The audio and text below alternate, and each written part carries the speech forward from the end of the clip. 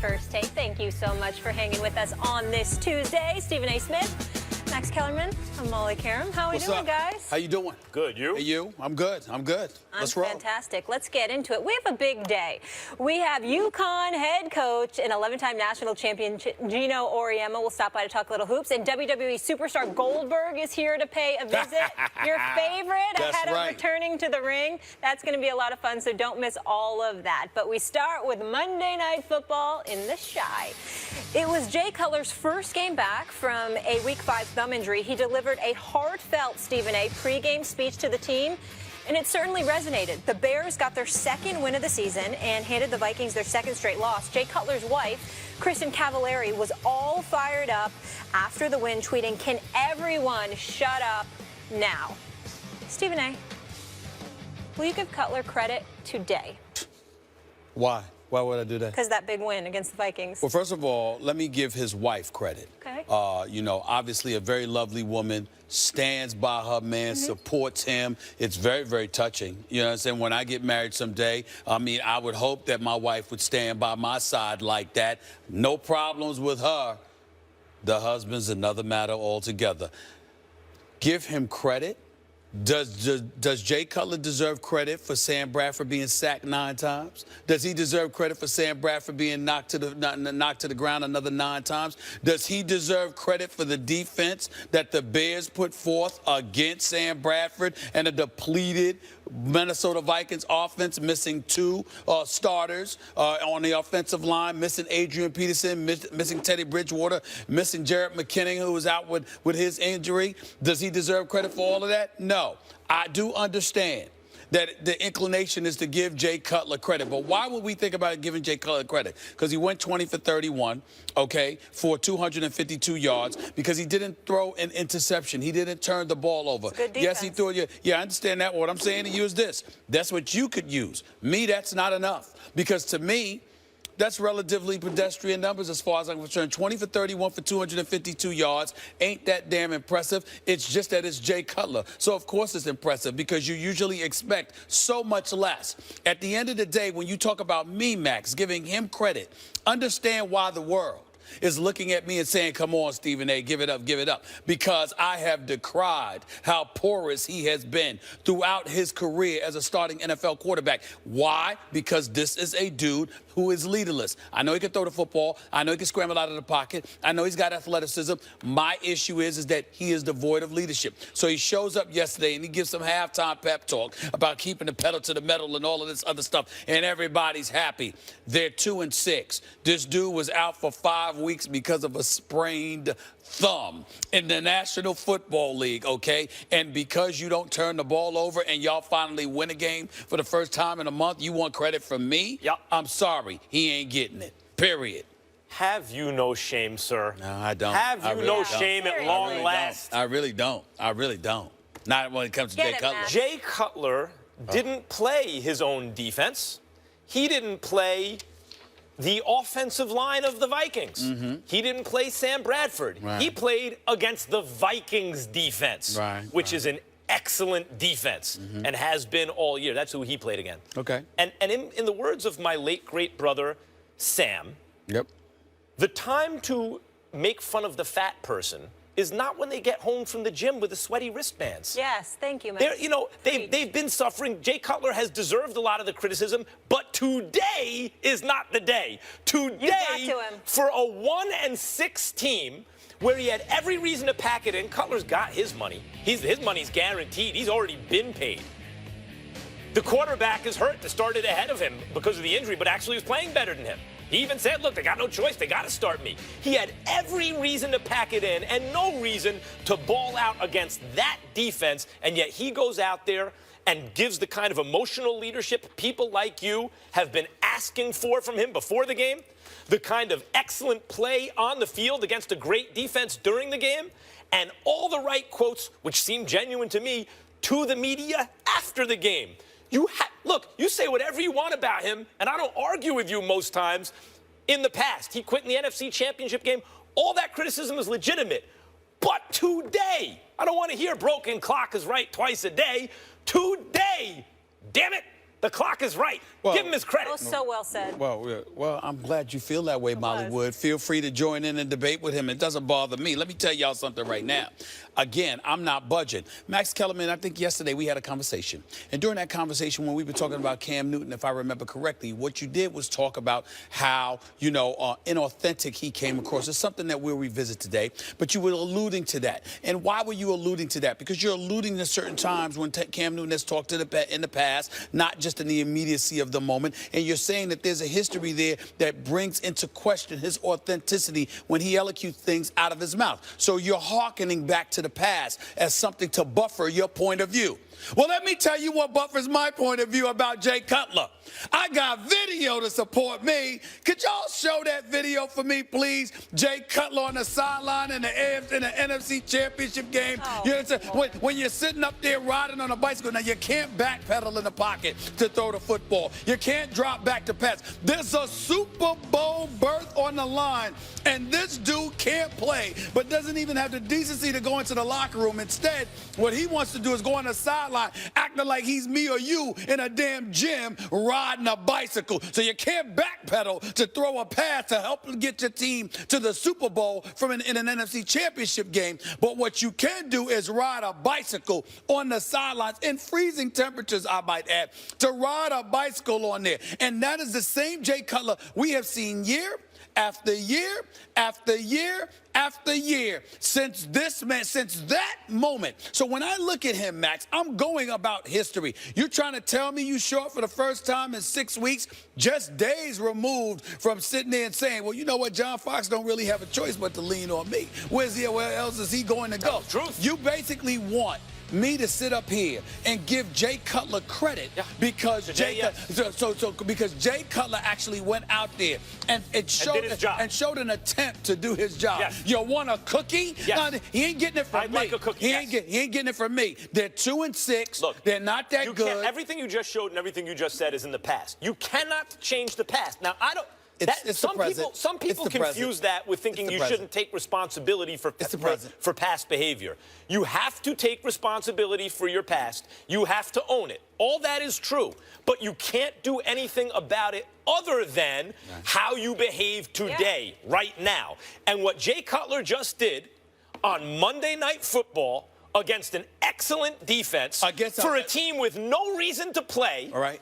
Was excellent. Well, you got to give him his props today. Here's the deal. You have a situation where this offense for the Chicago Bears was not just helped by, by the way, this kid Jordan Howard can ball a little bit, had 153 yards rushing. Let's not forget him and the kind of help that gave Jay Cutler. But let's also remember that you have a Vikings offense that registered just 15 first downs, that went 2 for 13 on third down conversions. They were ineffective because they're depleted. That put a lot more pressure. Now I know you know I'm right.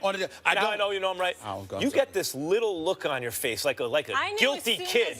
That little, he gets this guilty little thing where he's trying to stop smiling. Yeah, there it is. There it is. I have a question for you. There it is. I laugh at Jay Cutler all the time. Yeah, no. You know I'm right. Did we discuss that the Vikings have one of the best defenses in the league? You have to give him some credit for that. Yes, we did. How about, does he usually give a heartfelt pregame speech? And did you see him post-game interview? Lisa Salter said, I'm not used to you being so animated on the sidelines. You're really fired up. He's doing what you always ask for. Where the emotion came from. He's giving you what you asked for. You want to live in the past on the bike, or look at this changed man? Because I believe the changed man. Is that what you just?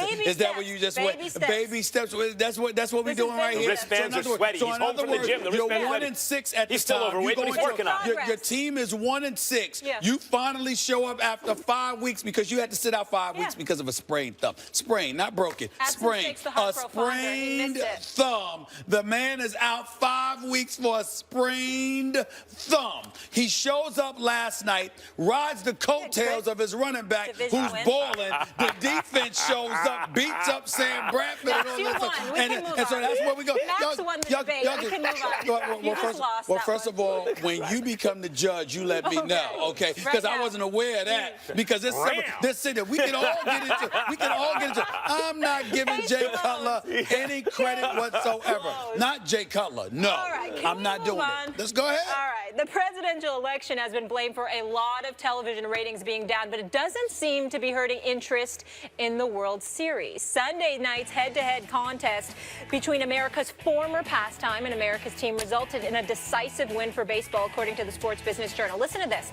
Game 5 of the World Series between the Indians and Cubs beat the regular season Eagles-Cowboys game by 32% in overnight ratings. Max, what happened to the viewers of America's team? Okay, first, I just want to get into this before I even get into the bigger point. Sure. Here are at least 6 reasons that football ratings are down, period, across the board. And that was a good game. But most primetime games have stunk this year. That was good, but you start conditioning the audience to that. It's also a regional rivalry. Cowboys are America's team and everything, and Cowboys-Eagles is a rivalry, but that's a regional rivalry. That's not a celebrated national rivalry. Primetime games have stunk, I just mentioned. The anthem protests have been divisive. Whatever position you take on it, not everyone likes it. I would say that the concussion issue is hurt. The domestic violence issue is hurt. Cord cutting and time sharing has hurt. The attention span of the American public, especially kids, is diminished due to essentially forms of gambling like daily fantasy, but also the Red Zone channel and things like that, right? Our attention spans are diminished. All those things. But also, you got to look at baseball. Not only are the Cubs this huge national story, but at a major market, like when the Yankees played the Red Sox Game 7 in a deciding game in 03, they did a 17-1 share nationally. In 04, a 19-4 share. So when you get a major market that has a national following, people will watch. But to me, the biggest point here is baseball is much closer to football in popularity than people realize. Baseball's economy is over 2/3 football's economy. It's like 15 billion to 10 billion, something like that. It changes a little bit year to year, but it's basically that. Baseball, when people talk about ratings, there are 162 games, 16 games in the NFL. 10 times the number of games, almost exactly. So you know what you would expect based on supply and demand? That every football game, since it's 10 times scarcer, does 10 times the rating, which is exactly what happens. And for those who say, oh, that's a BS argument, do it the other way around. Baseball attendance crushes football attendance. Well, of course, because they have so many more games to attract fans. Right, exactly. The number of games helps baseball attendance, hurts their TV ratings generally. Now, for various reasons, football is more popular. I'm just telling you, not as much as people think, and a night like last night, I think, makes that case. Well, listen, I think you say last night makes that case. If the Cubs weren't playing Sunday night, I don't know if we would be making this argument. That's number one. So a lot could have to do with the Cubs and the affection that people have towards them because the curse, 108 years, it's in the second city, they call it, the city of Chicago, that history. Also, the Indians, their backdrop, how long it's taken since they've won a World Series. The combination of the two things, the two fan bases, I mean, you have to look at it from that perspective. I don't know if those teams are not playing in the World Series that we're having this argument. Secondly, I don't know if I'm willing to co-sign your argument that baseball is every bit as popular. Because not every bit, but it's closer than people realize. Well, here's why I disagree. Because of the demographics, not numbers. Numbers-wise, you might have a point in terms of that baseball audience has never left. The average age for baseball's audience might have been 44, and now it might be 54. Those individuals have gotten older, but they haven't died. They're not going anywhere. And because of that reality, and they're still diehard baseball lovers, they are what they are. The litmus test for popularity in professional sports usually is illuminated by the interest coming from a younger audience. So if you've got kids and you're looking at what they're interested in and they're on the come up, what sport they're interested in. They're interested in gravitating towards football more because obviously football's religion is only 16 games. It's incredibly popular. It's like Sunday people are scheduling their church pastors are scheduling their church sessions around, when football games are being played. You got Monday night. Now, I do think that it's been diluted to some degree when you look at Thursday's product, because as I've lamented to you on several occasions, Thursday night's product it pales in comparison to what we see Monday, Sunday, on Sunday. Been any great shakes this year either. I'm not going to sit there and say that entirely because, again, even when they play bad, it's because, okay, the other team might have been better. On Thursday nights, you're literally wondering whether or not a team is ready. I want to address some of these points. And that's what it comes down to. Some of these points. Look, baseball's a local game. So you could say, well, the numbers are similar in terms of ratings. If you multiply by 10, there are 10 times as many games. So, but it's the same eyeballs over and over as opposed to different eyeballs for football. It's a national game. Everyone follows every team in football. You only really follow your local team in baseball. So the Cubs, being one of the few national stories in baseball, generate ratings another team might not. I agree with that. But, you know, in this business, time spent viewing or in radio, time spent listening is not considered necessarily as good as the cumulative number of people watching or listening, but it ain't that much worse. There's a lot of value for advertisers, et cetera. I think that's baseball to football, too. You bring up the demographics. Baseball's average age is 53 for the baseball fan, the consumer. NFL's 47. That's a 6-year difference. Really? It's significant, but it's not as significant as people think. NBA is 37. So there's a bigger gap. NBA is on the come up. No doubt. And the NBA is a much easier, more accessible sport to understand. It exports better around the world. Younger kids like it better. But there's a bigger drop-off in age between the NFL and NBA than between baseball and football. Yeah, it's been exaggerated how old baseball is relative But I to also football. think here's where you're missing a point. If you have a game on Thursday, and it's a diluted product, and it's not generating interest from a younger audience, right?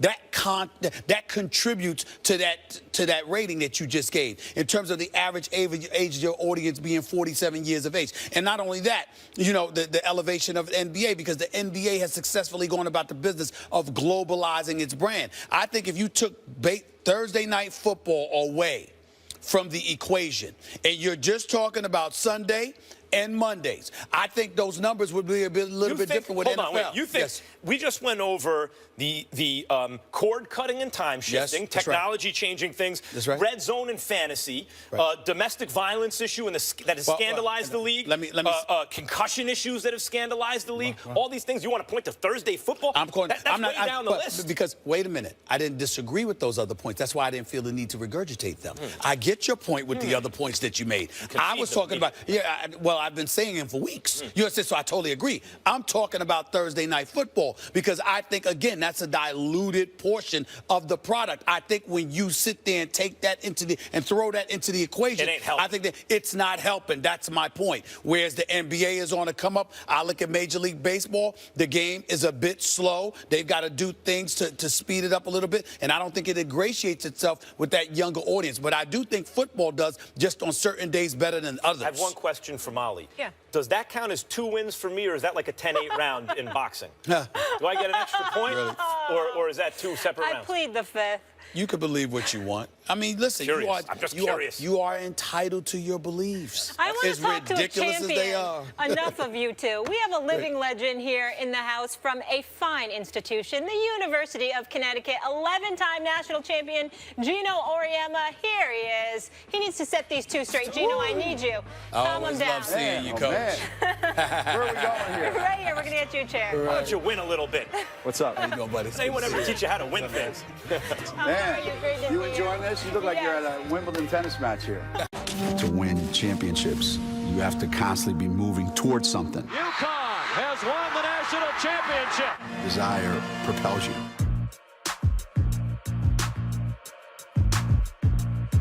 The national championship goes to Connecticut for the 4th year in a row.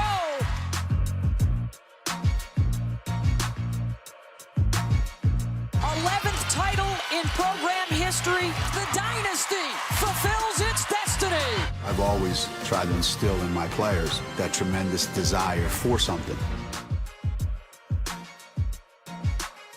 Our next guest, all he does is win, win, win, no matter what. He collects jewelry, too. 11 rings. We welcome friend of the show, Gino Auriemma, to the desk. Thank you so much for being here with Great us. seeing you, Coach. Great to be here, guys. Gino, I need you to help me here. So Sure. Stephen A. is depressed. He loves the NBA more than anything, and all we hear, he keeps complaining since KD joined the Warriors that they've ruined basketball. For the These regular super season. teams. Now, you can relate to this because all you do is dominate as well, and you've heard these complaints. Right. What would you like to say to him in response that the Warriors have ruined the NBA season until the playoffs? Well, I mean, the regular season is tough because there's 82 games. So it's already, teams are playing, just get in the playoffs. They start resting players. So where you finish in the regular season, I like the idea of super teams because it's every night that they play, even when they play the worst team in the league, it's a big game, a big story, because it's a star-driven league. And creating super teams, I think, is the next evolution of what you're going to see in sports, because players want to win. After a certain point, you got enough money, they want to win.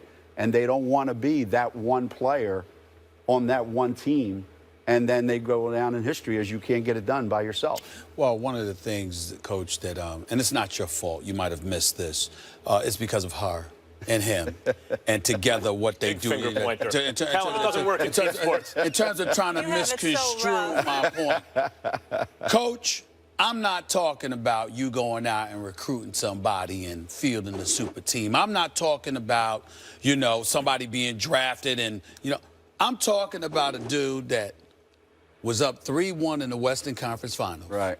Loses that series. Right. To a team that was 73-9, all-time regular season record, defending champions at the time, and a month later, he goes to the team that beat you. Now, how do you feel about that? See how that element's a little bit different than what she explained? Yeah, I understand that, and I'm okay with it. I think what he did was he said, look, I want to play with the best players, and I want to experience what it feels like to have that for 82 games plus the playoffs and a chance at immortality.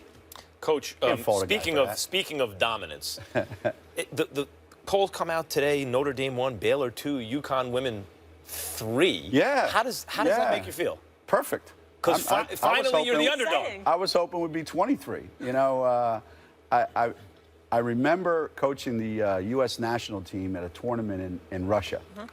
And we had 5 of our players. And we were playing against a team with 12 Olympians. And for the first time, and I don't know how long, we walked into the gym that night. And I said to one of the assistant coaches, Doug Bruno, I said, I got to tell you, I'd never been more excited in my life. And he said, why? This is the first game in about 10 years where we're not expected to win. There's something exciting about that. Now, if all of a sudden that lasts 3 or 4 years, it loses a little bit of its excitement, don't get me wrong. But I think all of us need to be reset where people, you know, you can't just keep grabbing the carrot. How does that happen, though? You win 4 in a row by an average margin last year of 173 points. I just looked it up. You had the point differential 173 a game. That's not exact. That's look it up, kids. He tops you, Stephen. He exaggerates. And how do you wind up 3rd after that run, particularly after last year? Well, we graduated Kevin Durant, Steph Curry, and Klay Thompson. So, you know, it's a little bit different. You know, if you took those 3 from one team, we got that based on reputation, number 3. Because by any stretch of the imagination, you can't lose the 3 best players in college basketball and think that you're not going to miss a beat. It's the fact that we're that high. And we've got really good team. Don't get me wrong. We've got a really good team, and we've got some really good players, some great young players. But until somebody proves it, it's just speculation. I'll go back. I ask you this question all the time. Anytime I see you on this show, I always ask you the same question. You thinking about coaching men's at any point in time, considering the level of dominance, that you have continuously displayed throughout your illustrious career at UConn? Have you thought about coaching the men's? You know, you can think about something all you want, you know. That doesn't mean that it's ever going to happen. And you still have to have somebody out there that says, you know what, I think you'd be the perfect guy to do this. And, you know, there's been opportunities over the last 15 years, and for whatever reason, it just wasn't the right time in my life, my family's life. But I think at some point you have to say, am I happy doing what I'm doing? Because it's not always that great somewhere else. And I'm happy doing what I'm doing. Does that mean I'm always going to be happy doing what I'm doing? I don't know, but I'm happy doing what I'm doing right now. What are the goals this season? You mentioned that you don't have the same squad. You graduated Durant and Steph and Klay. So what are the goals? What do you tell your team? Well, it's like anything else. I can't say to anybody on my team, I can't say to Katie Lou Samuelson, I need you to be Stewie this year. And I can't say to Nafisa Collier, you need to be Tuck, or Gabby Williams, you need to be, you know, Tuck. That's not fair. So I have to redefine for them a little bit, okay, what are we going to do here? What's realistic for us? Well, realistic for us is every day we get better. And if we do what I think we're capable of doing, we have a shot at being in the Final Four. You know, somebody told me years ago that you don't get judged on whether you win a national championship every year. I think you get judged on, are you in contention every year to win it? And we are. We're in contention to win it. So that means we're close. We're not as close as we were, but we're close. How many rings are realistic for you? 1. That's about all I wear. The important 12, 15. No. You're never guaranteed anything more than what you already have. So I already have more than anybody else. So for me to think, well, I know that there's X many left, that's not the way I operate. I don't think that way. Let me go to NBA route for a second, because I know you know your basketball. I know you watch your basketball. Absolutely. How are you feeling about the product that's put on the floor? I'm liking what I'm seeing to some degree. I remember at times you've dissected the sport. You obviously you were fond of it, of course, but there were things that you said that could help make the game better. How are you feeling about the sport now and how it's growing? I think it's done a 180, I think. There were so many complaints against the NBA back in the, Bad Boys, yep. and when Pat Riley had the Knicks, and that's right. The games were 90 to 80, and they've completely flip-flopped. They're so much fun to watch, I think, the NBA. Their rules are way ahead of where college basketball is. College basketball is slowly trying to catch up, but you can't just go up to somebody in the NBA and just punch them without getting a foul call. So they lay off each other. So now you get to evaluate the skills that guy, and that guy has, because it's not a wrestling match. It's a basketball game. College basketball, men and women, has been slow to get to that point. And the more you get to that point where people can roam free, you can see their skills. The NFL has done it. You can't beat wide receivers up like you used to. So there's more scoring. The NBA is so much fun to watch right now because it is. Their talents are just otherworldly, because nobody's holding them when they're trying to do something that you would say, wow, that's unbelievable. And their schemes are way ahead of everybody else. The foreign influx has changed the game so much that right now, I think the NBA is the best basketball in the world by a large stretch. And I think college basketball men, college basketball women can learn a lot from what they do, and they are learning a lot. You watch men's college basketball, women's college basketball, and you'll see a lot of similarities with what the NBA coaches are doing. Well, I will totally agree with you if Kevin Durant and Golden State don't ruin it by blowing everybody out by 30. It hasn't happened in the first week of the season. Let's hope that continues. It'll be interesting. Well, that first game, they wanted to make you feel a little bit better. Opening night, they made you feel. It did. I want competition. That's all I'm asking for, Coach. I want competition. You and I can have a debate about whether basketball's gotten better or not another time. 3, 3, 3, 3, 3 each. Like, the points don't mean what they used to. I got it. But, get off my lawn. Women's college basketball is at a stage where men's college basketball was maybe 10, 15, 20 years ago, where it just needs more good players, more good programs. The players need to be spread out a little more, like you're saying. Yeah. But at the same time, there always needs to be those super teams that everybody in the country falls on both sides. Half love it, half hate it, everybody watches. Got it. I miss the Big East. Gino, Me too. Thank you so much for being here with us. We appreciate you. Best of luck this Thanks, season. Guys. Not that you always need it from enjoy us. your company. So, post-game Sunday, after the Panthers beat the Cardinals, Cam Newton said he plans to talk to Commissioner Goodell over the vicious hits he's been taking and the lack of calls. Steelers right tackle Marcus Gilbert had some advice for the reigning Super Bowl MVP, telling our Jeremy Fowler, quote, Ben gets hit more than anybody in the league, and he never complains. Come on, man. This is the game of football. If you're out there and you're scared to take a shot, then don't be out there, especially if you're a running quarterback. Defenses are going to take shots at you, just the way his style of playing football, how he celebrates. I guess he gives the guys a chip.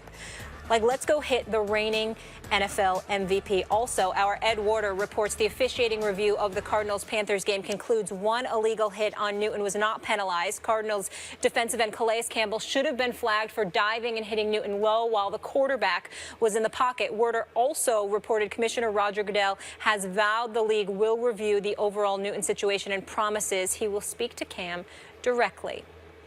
Stephen A., is there anything Cam can do to make it better for himself right now? Nothing. He can do nothing to make it better. If he speaks, he's going to get crucified. If he shuts up, he's going to get crucified. The reality of the situation is that he's in a no-win situation. It's entirely lose-lose no matter what. He has to accept that and move forward. Because the reality is that it's self-inflicted to some degree. Not entirely, but it's self-inflicted. Some of those hits, they should have been flagged. There's no question that Cam Newton is getting popped silly, no doubt about it. But Max Kellerman, I would say this to you. If you recall, Cam kind of invited it on himself. Last year, while the Carolina Panthers were in the throes of a 15-1 season, looking absolutely spectacular, en route to a Super Bowl appearance, there was a point where Cam Newton stood up at the podium and addressed folks that had a problem with him dabbing and taking pictures and being in such a celebratory mood while in the throes of competition. Cam Newton looked into the cameras and sat there and said, "Shut me up then. Do something about it. You invited grown men with mortgages to pay, families to feed, massive dudes who, by the way, don't view you at 6'5" and 260 pounds. They know that you're formidable, but they certainly don't view you as invincible, especially in the aftermath of what happened in the Super Bowl with Von Miller, DeMarcus Ware, and the crew. You invited that. That does not give them a right to knock him upside his head. It certainly doesn't give the officials a pass in terms of missing those calls that are clear, that should clearly be flagged in favor of him against them.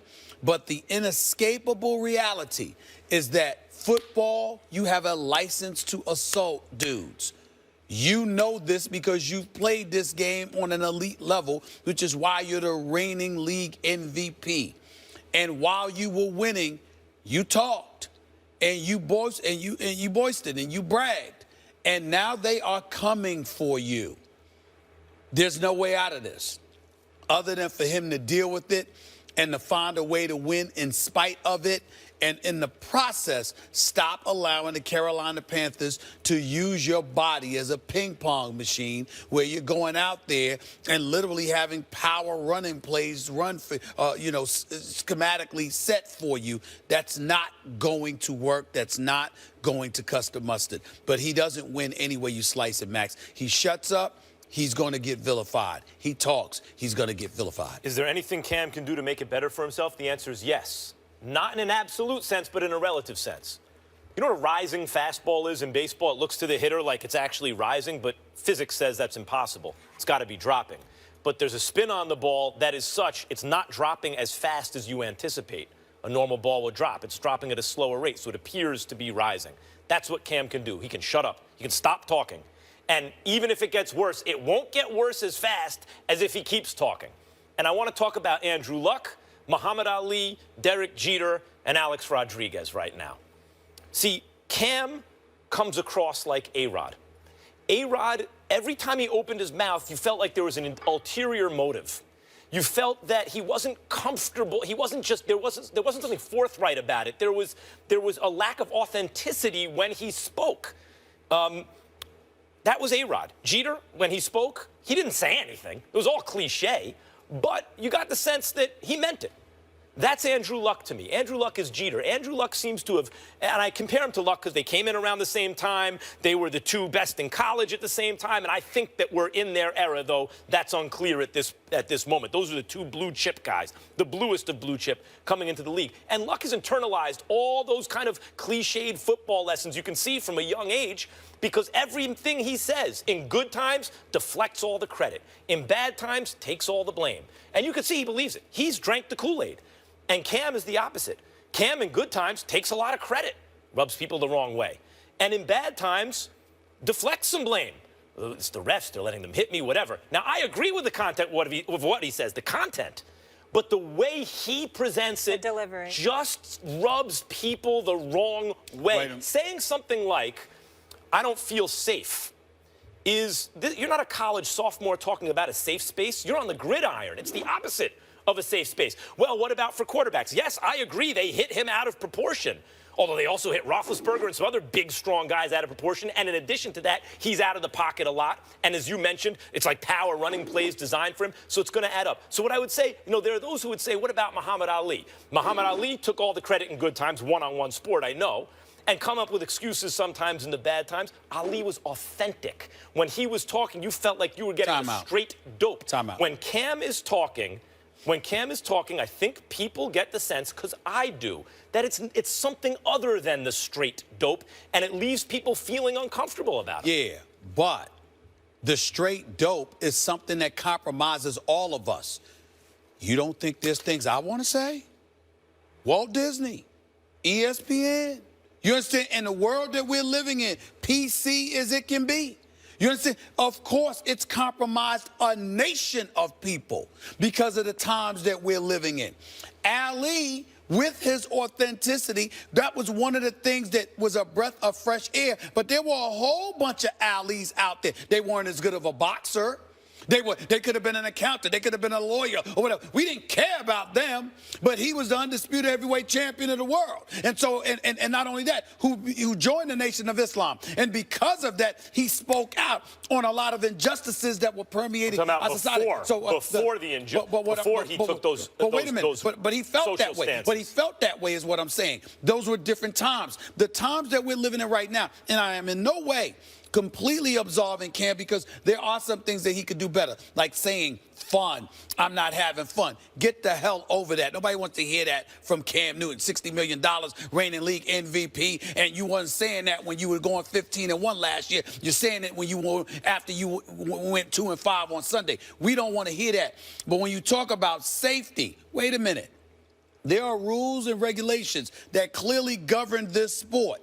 How is it that the quarterback is so ultra protected, but when it comes to me, there seems to be excuses? I'm saying how he's thinking. I don't totally agree with it because, again, we know at least 4 dudes that had roughing the passer penalties missed, even more so than him. Right, the content of what he said is not the problem. Exactly, I know that. But what I'm saying to you is when you challenge his authenticity, I'm saying everybody's authenticity. We're living in an age where nobody's absolved from that criticism. I'm talking about the way it's received. Yes, obviously by me, the way I'm perceiving it, but I get the sense that others are perceiving it that way as well. That Cam has a way of delivering his message and a way of talking to the press about these kind of grievances that rub people the wrong way. His delivery doesn't come across as him somehow.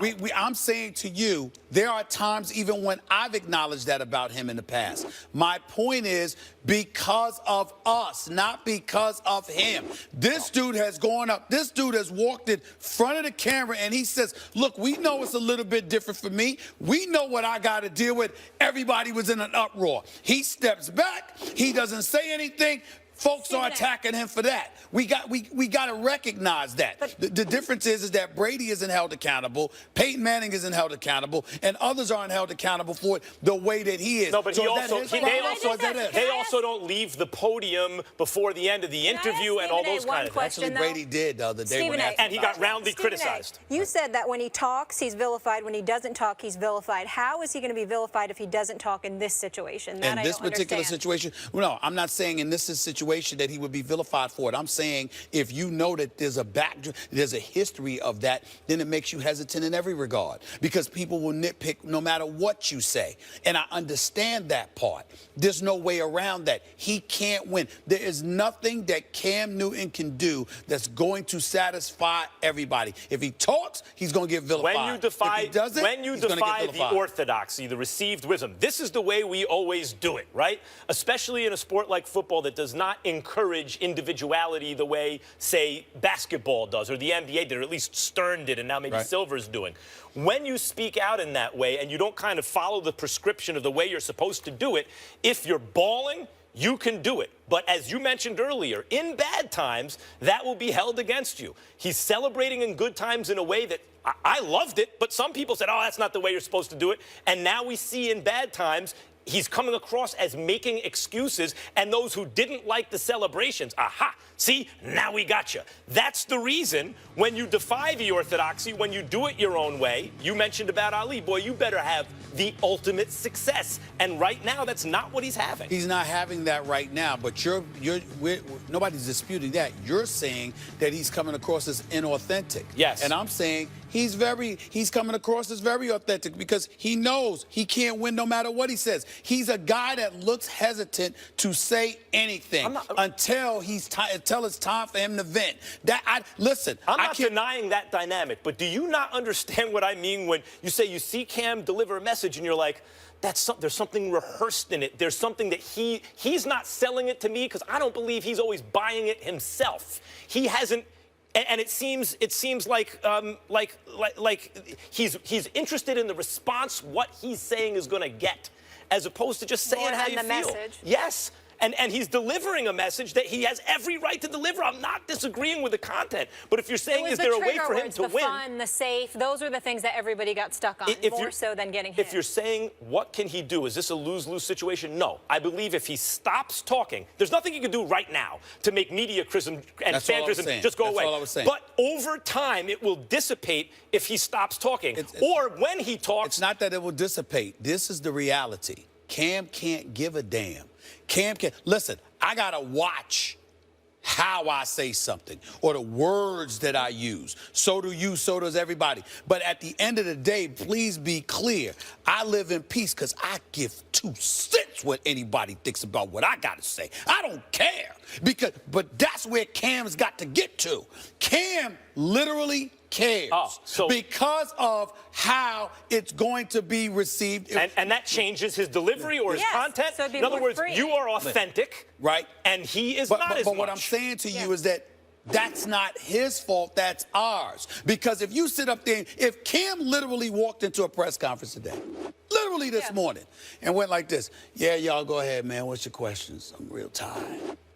Oh, why is he tired? What the hell's wrong with him?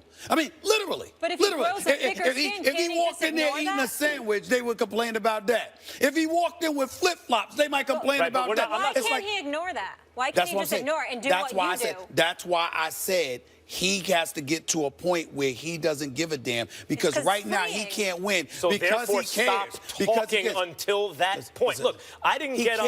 He's obligated to do 2 interviews a week. I always thought the media is not a monolith. It doesn't just walk lockstep. And even though he was criticized by many, I think unfairly, there are others like me who say, wait a minute, you're criticizing Cam for giving a kid a football in the stands? You're criticizing Cam for dancing when he gets in the end zone? All that's ridiculous. If you want to criticize him, even walking away from the press conference after the Super Bowl, the media is just complaining because he's making their jobs more difficult. No. But you want to criticize him? Criticize him for not jumping on the football. There are legitimate criticisms. And me, as a Cam Newton fan who usually defends him, am saying that there's something about the way he talks that makes me feel A-Rod, that makes me think there's something inauthentic there. He needs to stop. Maybe because he's listening to the media. When he walked away from the press conference, I was on the air the next day complaining about it. You're saying no. Complain about him not jumping on the football. I say no. Complain about him walking away from that press conference. What were my words that day? The next day, following the Super Bowl, why did I say there's a problem? I said because they're not going to have the success next year that they had this year.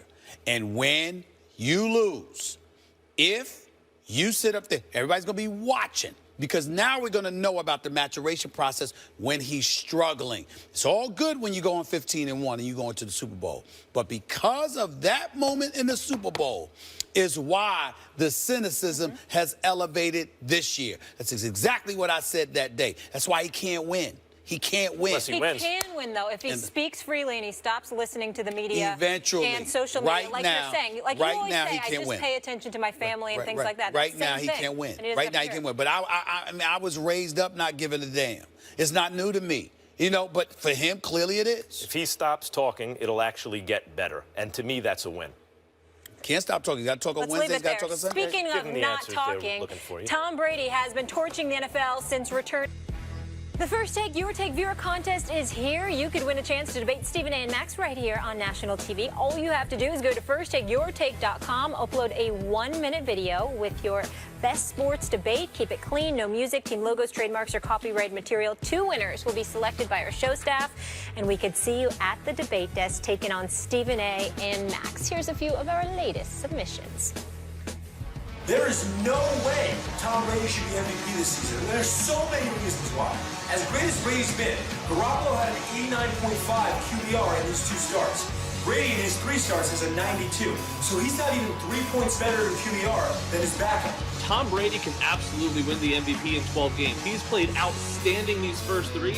And if he plays close to it the rest of the way and the Patriots go 10-2, 11-1, which is very possible, he could definitely be a leading candidate. I think it's the equivalent of Steve Kerr being the coach of the year last year after missing a third of the season. But what I wanted to point out is you have a lot of guys who have a phenomenal season. You have to look at these guys like Matt Ryan, Phillip Rivers, Ezekiel Elliott, Drew Brees. These guys are having great seasons. I know the season's not over yet, but we have to take consideration when all these things come.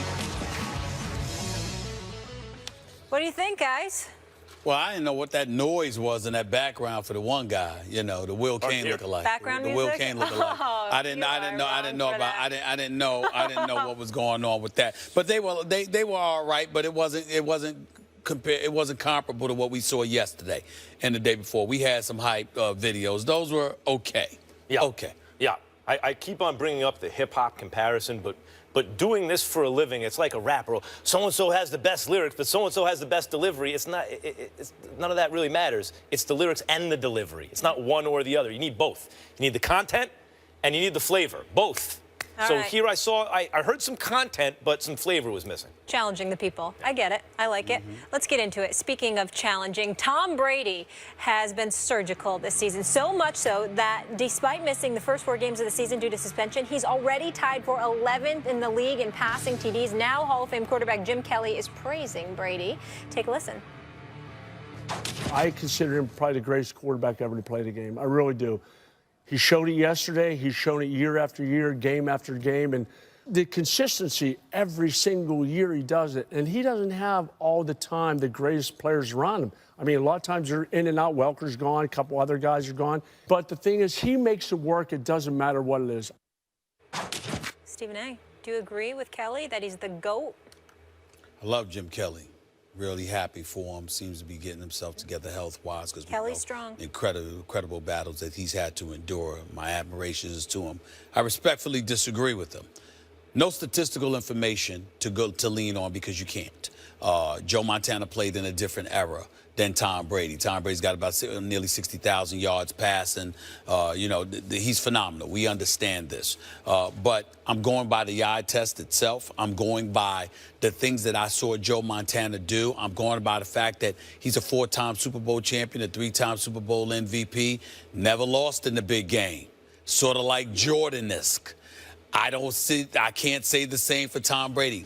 Not only did Tom Brady lose 2 Super Bowls to the New York Giants, a legitimate argument can be made he shouldn't have lost either of them. You have Randy Moss and Wes Welker and the #1 offense, one of the greatest offenses in history, and you lose in 2007. I'm sorry, I'm going to hold that against you. You lose to the Giants again. David Tyree, the lucky catcher, all of that stuff, but forget all that. You lost then. Eli Manning, some would argue, outplayed you. Let's also take this point. That Seattle Super Bowl that you won.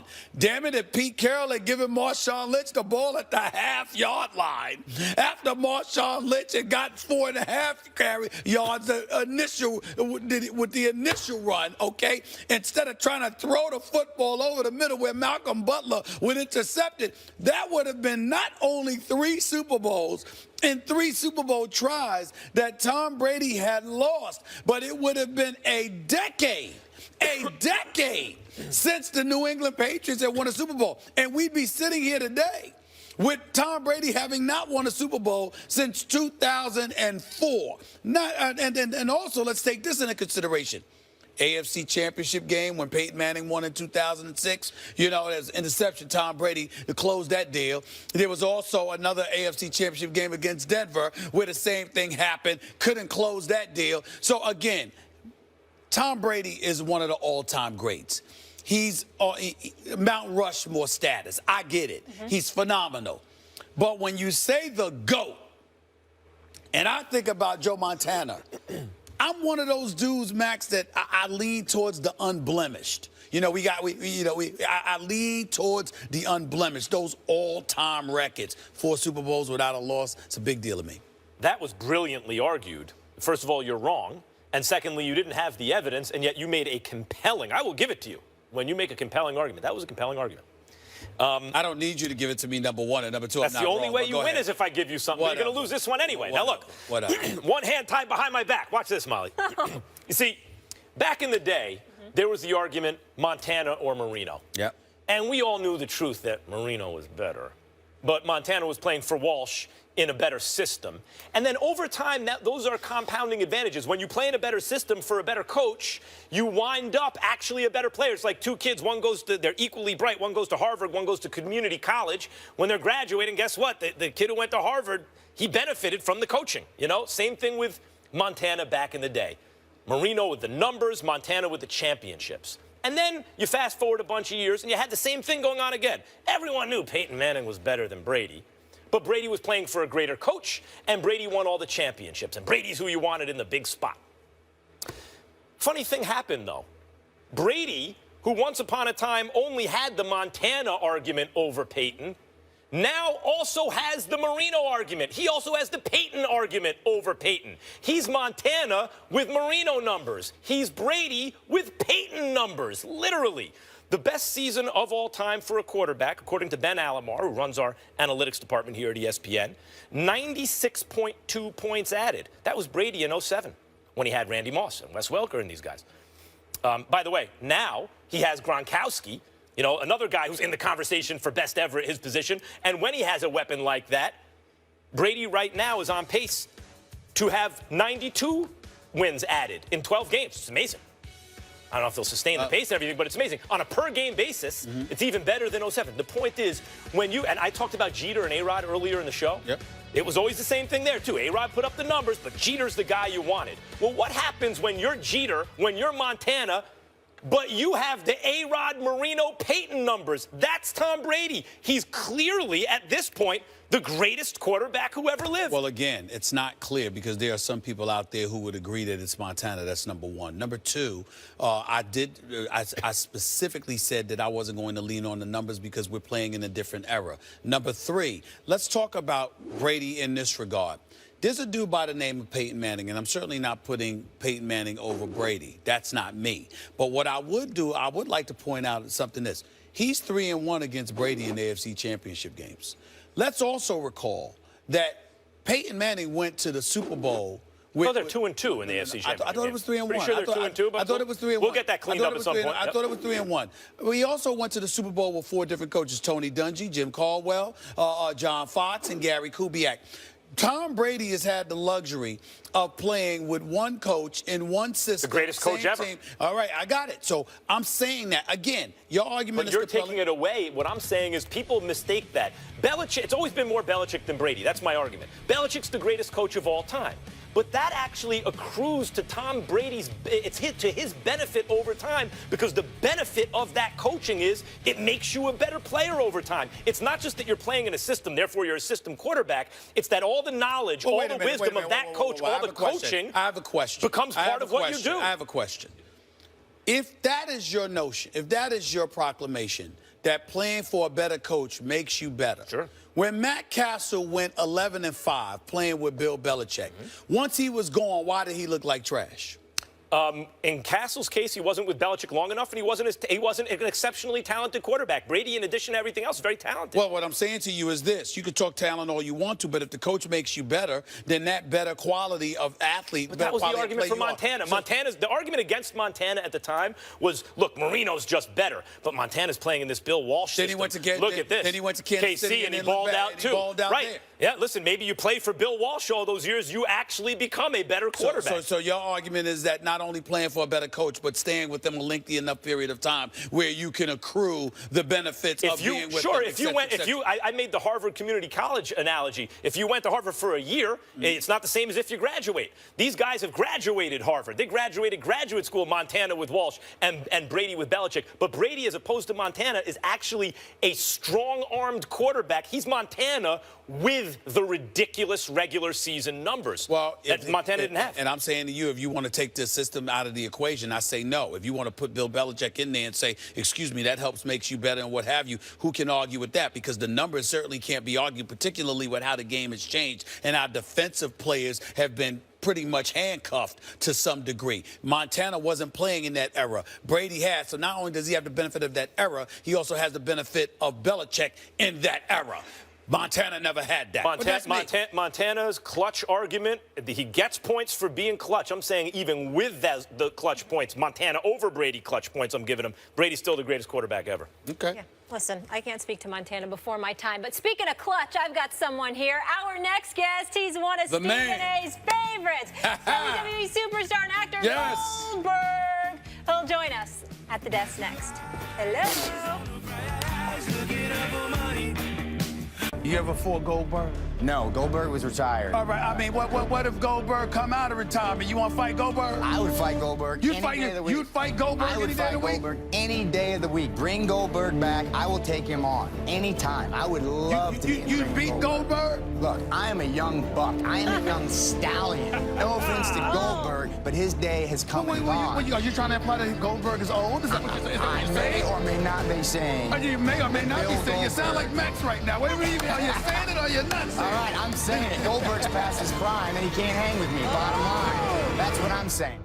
Be that one again. Put some respect on this man's name. Our next guest is one of Stephen A's favorite wrestlers. After 12 years away, he's making his much anticipated return for the ring November 20th with Brock Lesnar at Survivor Series. It's so great to have Bill Goldberg here with us. The man. I used to be the man. Now I'm I'm an advanced age. Past your prime, as was just said? Hell no, I'm not past my prime. Rollins is just trying to get a little rub. It's going to put him in the hospital, man. So he better pray to God that after I beat Brock that I got one more, or that I don't have any more in me, because his head will be served on a platter. Trying to pull a George Foreman here. Yeah, well, George was a little younger when he did it. That's right. And then Randy Couture, he was 42. George was 45. Yep. I think I'm reinventing it. I mean, 50 is the new 20 or 30. I don't know, whatever. It is what it is, man. But, I got to do what I got to do. 20 or 30. It's like 40-something at best. Come on, Max. You're supposed to be on my side. All right, I'm on your side. Talk to me about why you decided to come back now. Kids. My kid. I'm a big, you have to set a good example. First and foremost, my wife and my son weren't part of my life when I was wrestling. It was 12 years ago. I've been married for 11 years. My son's 10. Do the math, Right. To be able to get the opportunity to be the guy one time in your life is an unbelievable opportunity. To be able to be that guy a couple times, awesome. To be able to have an opportunity to be that guy again at my age, where I am, what can you say? So how does that happen? He's at school and the kids are talking about wrestling or something, and he comes home and is like, Dad, I want you to, take us through that. The video game's what started it. WWE 2K17. Yep. We started the promotion. I went all around the country, all around the world promoting it. Once you put two and two together, I mean, the 2K's been the entity to bring these guys back. Traditionally, it's happened over the past 3 or 4 years, and here I am. I didn't think I'd ever be in that spot. Literally being the guy on the back cover, the downloadable character, and especially being a guy asked to come back to the WWE. One thing led to another. People put two and two together. Last time I wrestled was Brock. Though it was 12 years ago, people really kind of forget about that. They think that if it was in real time, it would be the same. Unfortunately, there are things that have happened throughout those 12 years, but at the end of the day, I'm trying to give them what they want. And, I'll say it once and I'll say it again. And people may have a problem with it, but there aren't enough superheroes left. And if I'm given the opportunity to possibly be that guy based upon my performance in my past, then I take it with flying colors, man, and I'll drive that ship. Now, when you say there aren't enough superheroes left, what's your definition of a superhero, and what's missing in that regard from the world of sports in your estimation? If I am the most valuable player in the NFL and I lose a game and I go to a press conference and walk out of it, that's not the example I want to set for people. In a day and age when people do that, I don't think it's a right example to set. So I'm here to be the opposite of that. That's all. I'm superhero, whatever. Keep it in text, take it out of text. I just want to be somebody that these kids can follow and look up to. Now, That's is all. there anywhere in your brain that says, okay, I got through an NFL career and a wrestling career, and I'm pushing 50, and I'm mostly in one piece, right? And I can talk and I can walk and all this stuff, and what am I doing? I'm Goldberg, dude. If anybody could do it, it's me. And there aren't many people out there that can face Brock. And I truly believe that I'm still one of them. And the fans believe that I am too. And so, dang it, let's give them what they want to see. I'm thinking about you departing from the wrestling world. Do you find yourself at times, or did you find yourself at times before you decided to come back, really reflecting on why you left? I've seen various interviews that you've done. Talk to us about why you left and how much that thought process entered your mind when you decided to come back. Well, again, I'm going to say superhero, and I'm going to say, set an example for the kids. But, there were things that were going on at that time that I really didn't agree with, whether it be character-wise or whether it be the direction that we were going. You can push the envelope, but at the end of the day, the kids are our audience. And, like NFL stars, NBA stars, soccer stars, whatever it may be, if you're a professional athlete, any kid 20 and under is going to look and emulate what you do, both positive and negative. And given the opportunity to be that guy again, there's a lot of responsibility. How much of that guy are you still like? We were talking offset. Your high on the bench was 570. You've picked up big shows, just 500+ pounds. Yes, he right? did. What can you still pick up a 500-pounder in the ring? Well, there was a guy over my house the other day, and he's one of the U.S. representatives for the Strongest Man contest, Robert Oberst, and he goes about 6'7", 420. And, I wanted to see if I still could get a guy like that up on my shoulders, and it was pretty easy. But, at the end of the day, man, I train I get a gym at the house. I'm a competitor. I'm a warrior. To the day I have a foot in the grave, I'm going to be lifting. I'm going to be punching people. I'm going to be getting punched by people. It's the competitive nature that I have, and it's the animalistic, kind of Neanderthal in me. Right. And it's never going to leave me. I'm a D lineman, for God's sakes. I bang my head. I got my nub back. I bang my head against walls to get in the mood. I smell the ammonia to go out there and do my thing. It's a passionate thing. It really is. I give my 100% in everything. Sounds more and more like your wife was like, all right, I can't take this anymore. Get back into the ring. That's what we got the gym for. There we go. She can expel me to the gym. I got to ask you to say, I don't think you realize this about yourself from me. When they tell you I'm one of your biggest fans. I grew up watching the Nature Boy, Ric Flair, the Road Warriors, Magnum TA, the American Dream, Dusty Rhodes. I mean, all of these dudes. And then you came along. That's the man right there. Who did you think about when you thought about getting into the sport of wrestling? Who did you want to emulate? Who did you want to be like? Whose act did you? When I say act, I'm talking about the interests, everything. Who did you like the most? I never wanted to be like anybody else. I wanted to take pieces of people's repertoire, whether it be a look, whether it be a move, whether it be whatever it may be. If I saw something that I liked from somebody, I didn't want to steal it or take it. I wanted to make it my own. Bruiser Brody was a huge influence of mine because he was one of the biggest, baddest dudes on the planet. He was like the Matuzak of wrestling at the time. I was a big Alzado Matuzak guy. My favorite movies, North Dallas 40. Right. I mean, let's be honest. I'm a Neanderthal meathead guy, so I'm drawn to those guys.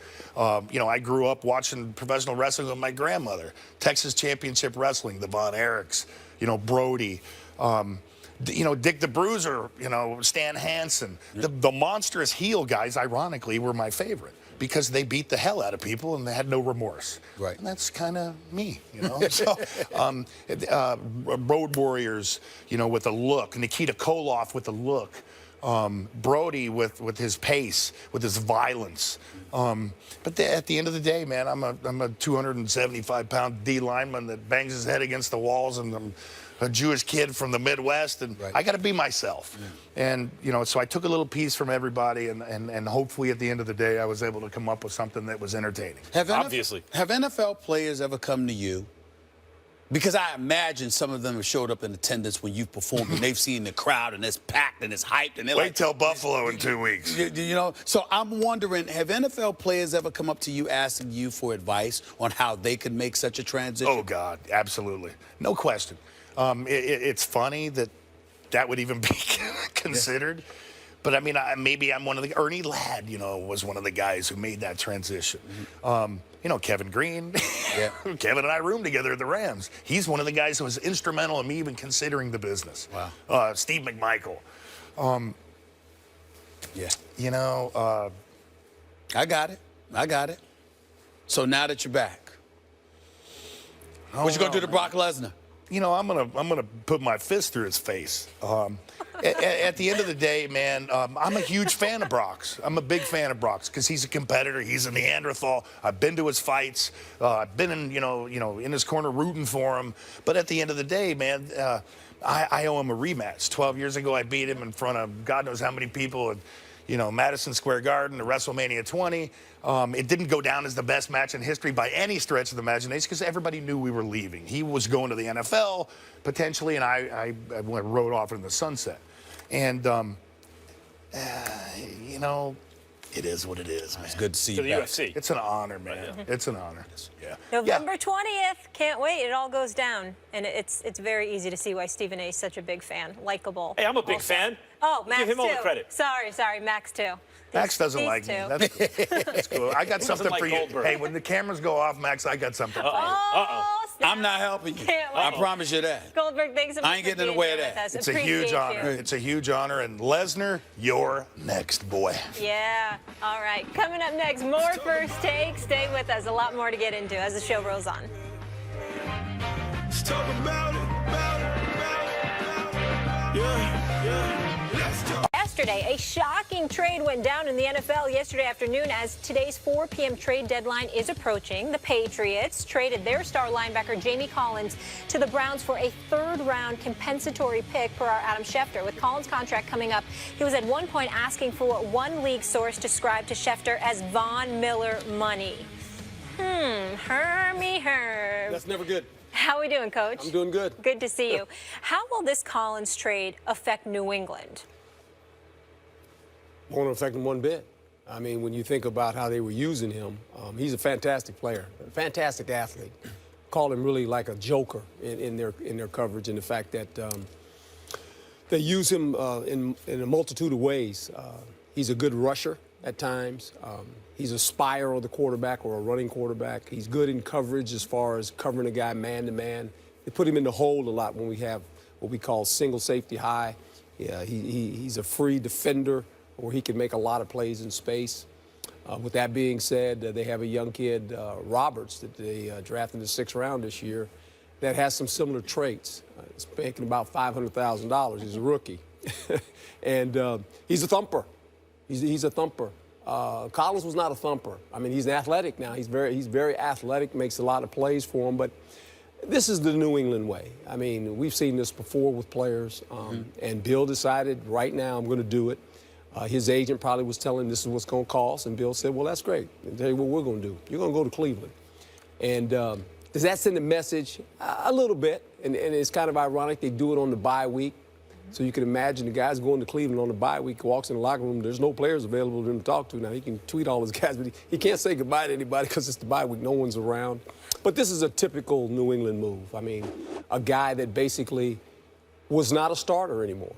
He was a rotation player. He played 48 snaps last week, had 70 snaps in the football game. So not unusual. I mean, this is what they do. We've seen this before. Max, Coach.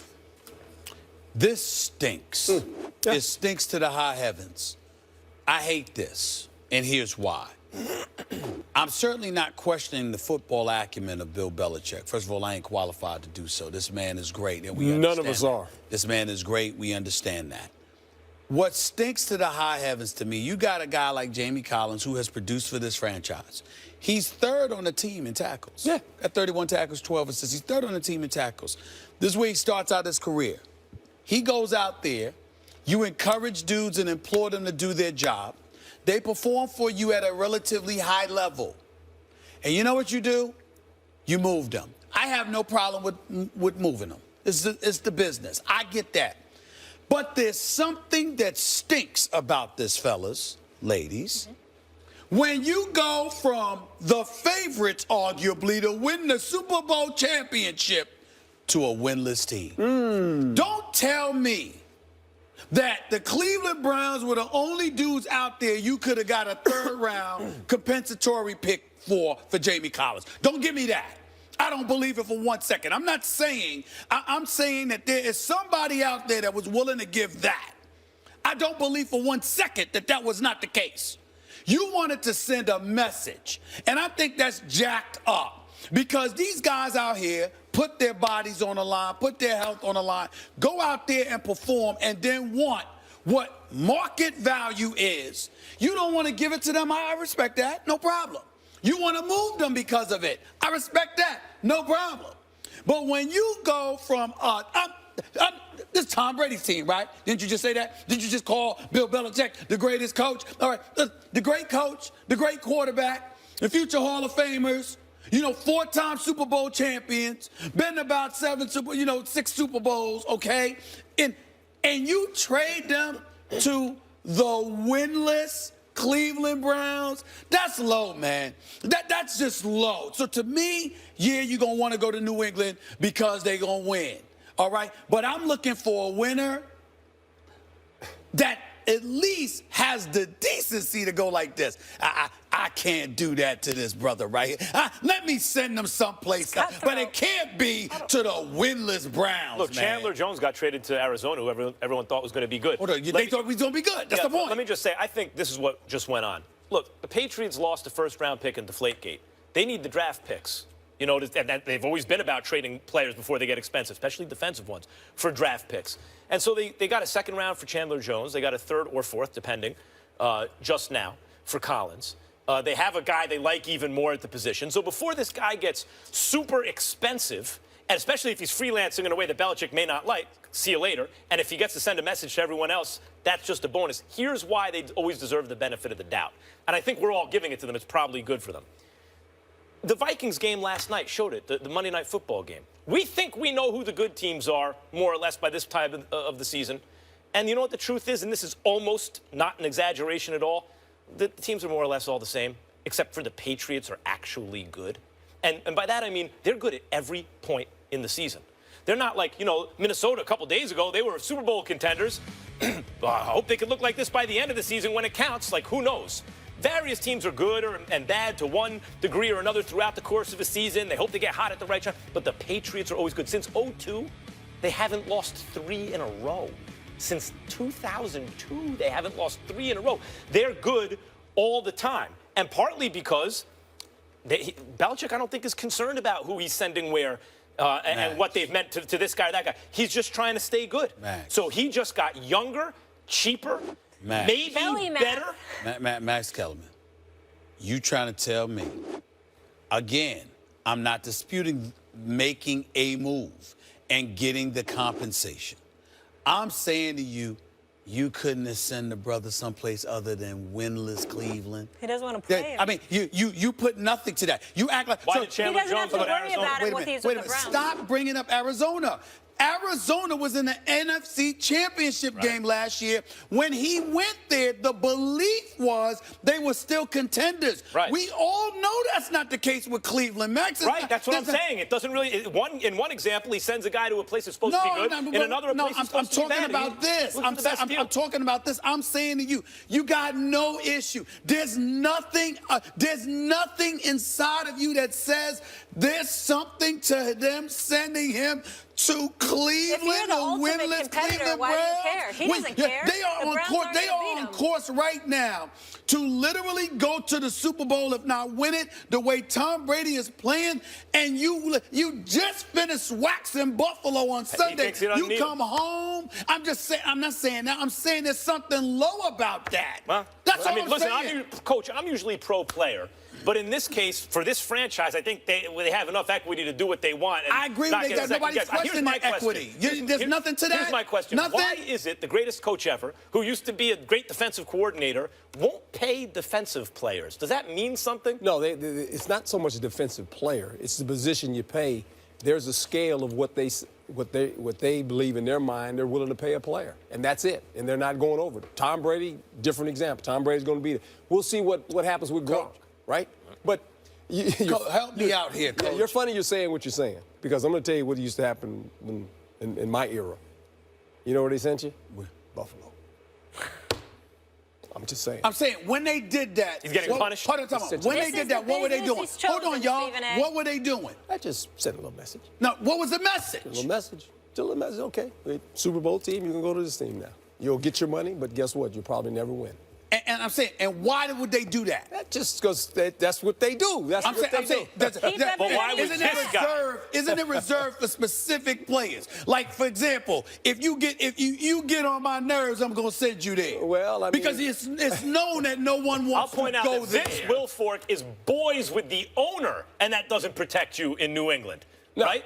I'm talking about winless Cleveland. Captain America's the only one that has protection. He wears number 12. I'm talking about winless Cleveland. But you know what that's called? I love Hugh Jackson. I think Hugh Jackson and Sashi Brown and DePodesta has them moving in the right direction regardless of their record. But I'm talking about right now. You're literally going to win the Super Bowl this year, and you wake up one day and you're going on a winless team? It's called a muscular move. The best moves are the ones that accomplish the most all at once. That's in chess, in writing. That's a muscular sentence. That's a muscular move. You just totally. He sent a message. They got younger, cheaper. They got draft picks. Message could be part of it. They got a good basketball team.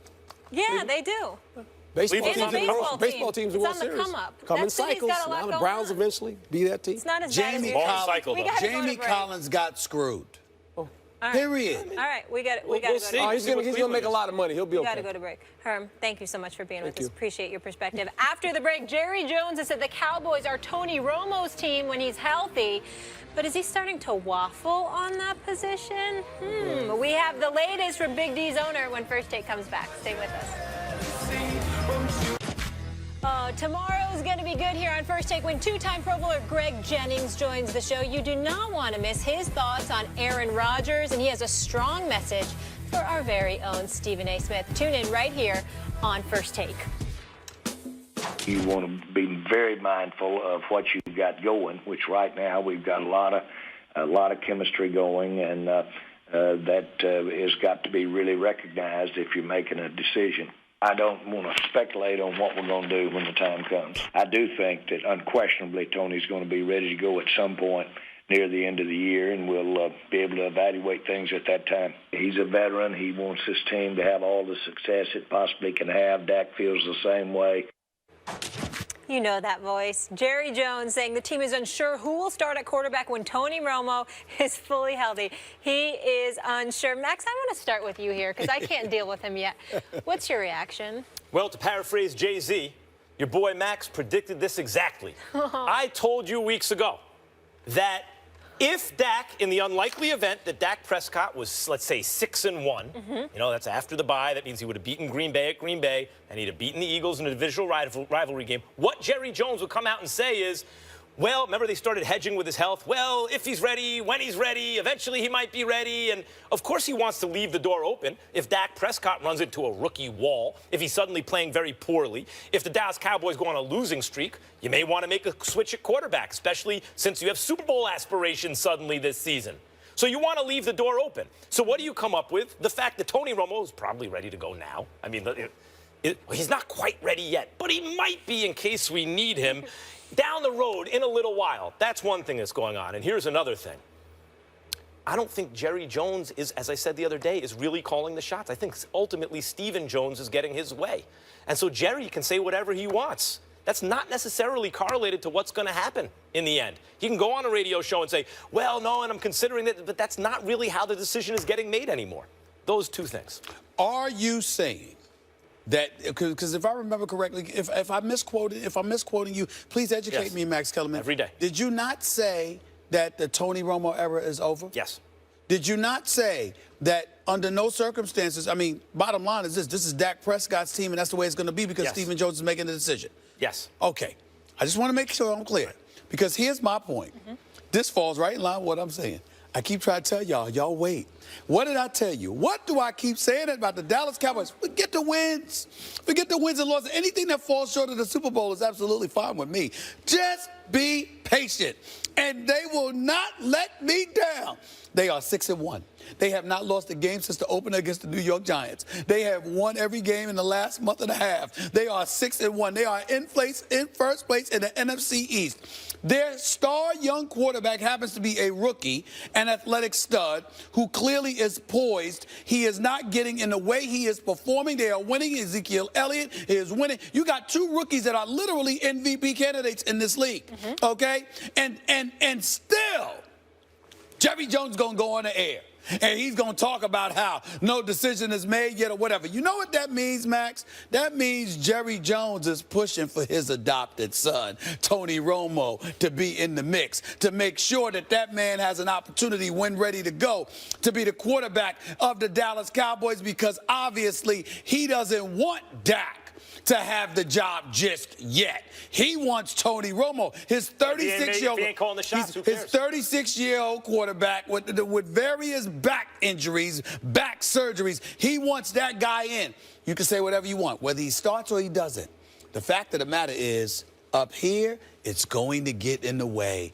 And right at the right time, and I say the right time, it's the wrong time for you Dallas Cowboy fans, by the way. Right. It's the wrong time. For me, it's the right time, because what's going to happen is the accident waiting to happen, that franchise allergic to prosperity, not that, I mean, I don't even know if they know what being prosperous is all about, because they haven't been that way in so long. They are going to get in their own way. It's all set up for me. Can't you see it, Molly?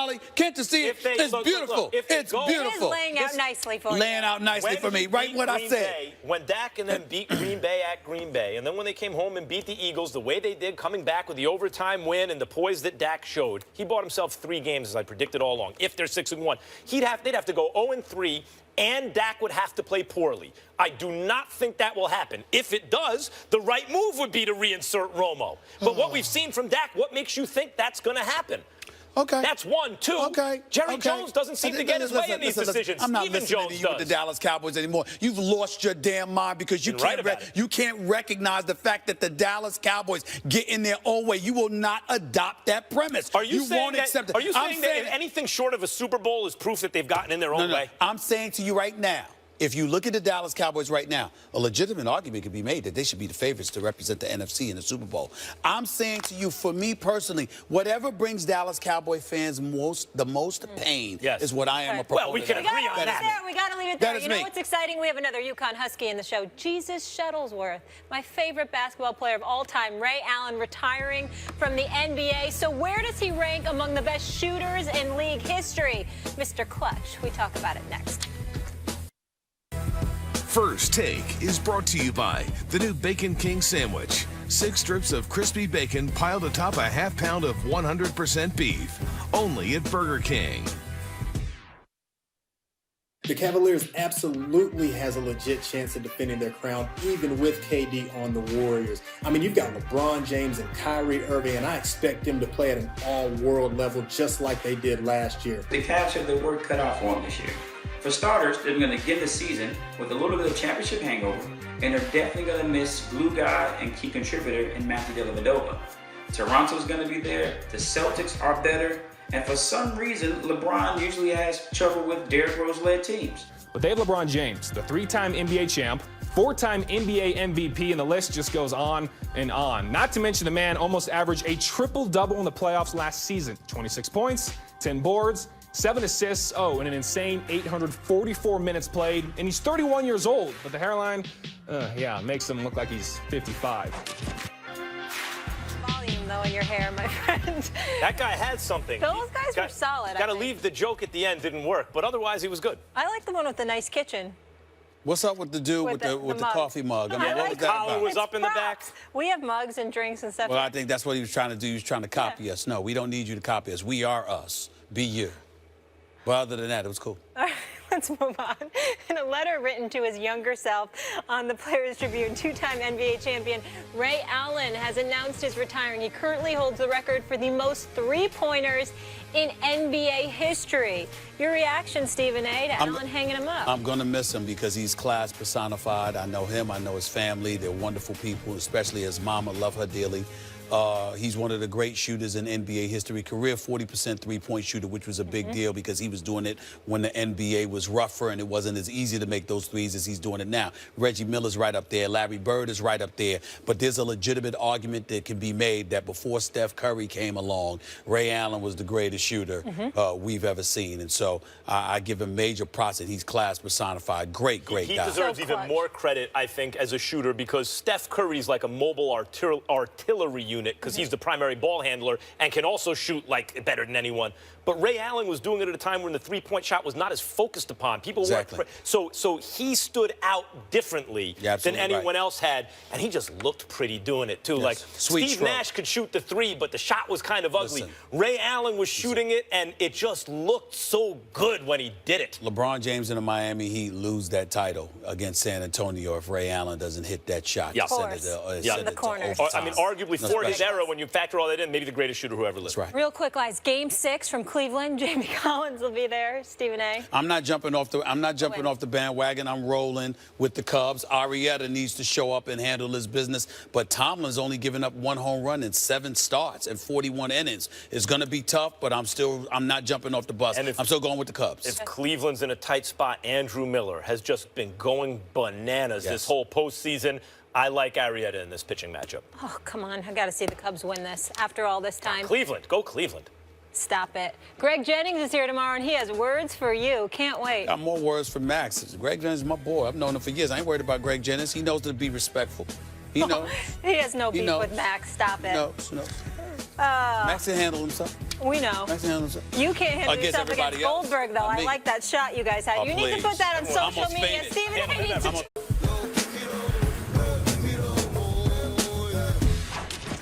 Hello there. Welcome into First Take. Thank you so much for hanging with us on this Tuesday. Stephen A. Smith, Max Kellerman, I'm Molly Karam. How are we doing, guys? How you doing? Good. You? Hey, you? I'm good. Let's roll. Fantastic. Let's get into it. We have a big day. We have UConn head coach and 11-time national champion Gino Auriemma will stop by to talk a little hoops. And WWE superstar Goldberg is here to pay a visit. Your favorite ahead of returning to the ring. That's going to be a lot of fun, so don't miss all of that. But we start with Monday Night Football in the Chi. It was Jay Cutler's first game back from a Week 5 thumb injury. He delivered a heartfelt Stephen A. pregame speech to the team, and it certainly resonated. The Bears got their second win of the season and handed the Vikings their second straight loss. Jay Cutler's wife, Kristen Cavallari, was all fired up after the win, tweeting, "Can everyone shut up now?" Stephen A., will you give Cutler credit today? Why? Why would I do that? Because that big win against the Vikings. Well, first of all, let me give his wife credit. Okay. Obviously a very lovely woman, stands by her man, supports him. It's very, very touching. You know what I'm saying? When I get married someday, I would hope that my wife would stand by my side like that. No problems with her. The husband's another matter altogether. Give him credit. Does Jay Cutler deserve credit for Sam Bradford being sacked 9 times? Does he deserve credit for Sam Bradford being knocked to the ground another 9 times? Does he deserve credit for the defense that the Bears put forth against Sam Bradford and a depleted Minnesota Vikings offense, missing 2 starters on the offensive line, missing Adrian Peterson, missing Teddy Bridgewater, missing Jarrett McKinnon, who was out with his injury? Does he deserve credit for all of that? No. I do understand that the inclination is to give Jay Cutler credit. But why would we think about giving Jay Cutler credit? Because he went 20 for 31, for 252 yards, because he didn't throw an interception. He didn't turn the ball over. Good defense. Yes, he threw it. Yeah, I understand that. What I'm saying to you is this. That's what you could use. Me, that's not enough. Because to me, that's relatively pedestrian numbers as far as I'm concerned. 20 for 31 for 252 yards. Ain't that damn impressive. It's just that it's Jay Cutler. So, of course, it's impressive because you usually expect so much less. At the end of the day, when you talk about me, Max, giving him credit, understand why the world is looking at me and saying, come on, Stephen A., give it up, because I have decried how porous he has been throughout his career as a starting NFL quarterback. Why? Because this is a dude who is leaderless. I know he can throw the football. I know he can scramble out of the pocket. I know he's got athleticism. My issue is that he is devoid of leadership. So he shows up yesterday and he gives some halftime pep talk about keeping the pedal to the metal and all of this other stuff, and everybody's happy. They're 2-6. This dude was out for 5 weeks because of a sprained thumb in the National Football League, okay? And because you don't turn the ball over and y'all finally win a game for the first time in a month, you want credit from me? Yep. I'm sorry. He ain't getting it. Period. Have you no shame, sir? No, I don't. Have you really no don't. shame at long last? I really don't. I really don't. Not when it comes to Jay Cutler. Jay Cutler didn't play his own defense. He didn't play the offensive line of the Vikings. He didn't play Sam Bradford. He played against the Vikings defense, which is an excellent defense and has been all year. That's who he played again. Okay. And in the words of my late great brother, Sam, the time to make fun of the fat person is not when they get home from the gym with the sweaty wristbands. Yes, thank you, man. They've been suffering. Jay Cutler has deserved a lot of the criticism, but today is not the day. Today, for a 1-6 team where he had every reason to pack it in, Cutler's got his money. His money's guaranteed. He's already been paid. The quarterback